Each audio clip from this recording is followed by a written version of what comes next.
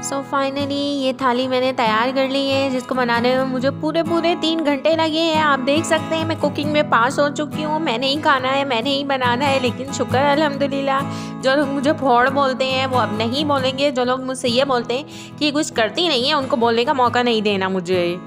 अस्सलामुअलैकुम, अहलन व सहलन, मरहबा। अब चूँकि मैं सऊदी अरब में हूँ, इसलिए मैं थोड़ी थोड़ी अरबी सीखने की कोशिश कर रही हूँ। वो वाली अरबी नहीं जो हम पढ़ते हैं, बल्कि वो वाली अरबी जो यहाँ पर बोली जाती है। यहाँ पर जब से मैं आई हूँ, यहाँ पर बोलने की ज़ुबान में जो लैंग्वेज यूज़ होती है अरबी, वो बिल्कुल टोटली डिफरेंट है।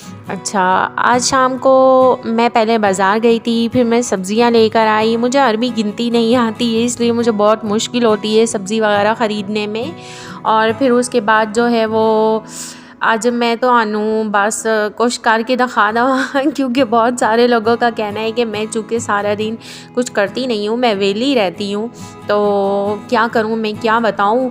ना मुझे जॉब मिल रही है, ना मुझसे घर के काम ढंग से हो पा रहे हैं, मुझसे कुछ भी नहीं हो पा रहा। तो मैंने कहा एक नाकाम कोशिश करती हूँ आज आलू बैंगन पकाने की खैर आलू बैंगन पका रही हूँ, और साथ साथ में ये मैं आपको बताती जा रही थी कि पहले मैंने अनियन डाला था, फिर उसके बाद उसको लाइट ब्राउन करने के बाद फिर मैंने उसमें गार्लिक करके उसको कवर कर दिया था।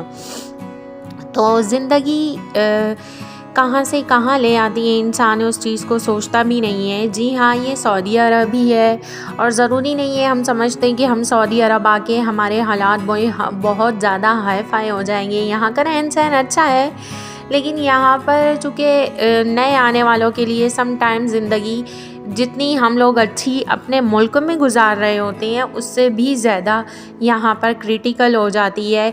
मुझे ऐसे ऐसे सिचुएशन का सामना करना पड़ रहा है कि मैं बता भी नहीं सकती हूँ कि सऊदी में आपको किन किन मुश्किलात तो होती ही होती हैं।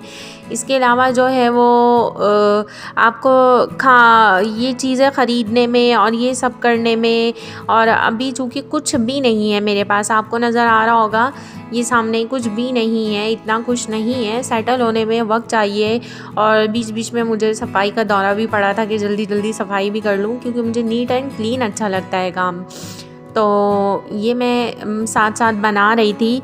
तो मैंने अपने इतने सारे दिनों में यही चीज़ रियलाइज़ की है कि बस अल्लाह ताला किसी के ऊपर बुरा वक्त ना लेकर आए।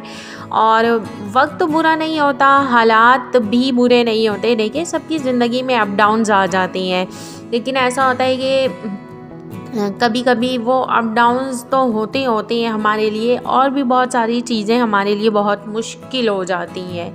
इस वक्त मैं बहुत सारी चीज़ों से लड़ रही हूँ, और बहुत सारी चीज़ों से कर रही हूँ। जॉब ढूंढने की भी कोशिश कर रही हूँ, थोड़ा बहुत घर को भी जिस तरह मैनेज क्या करना है।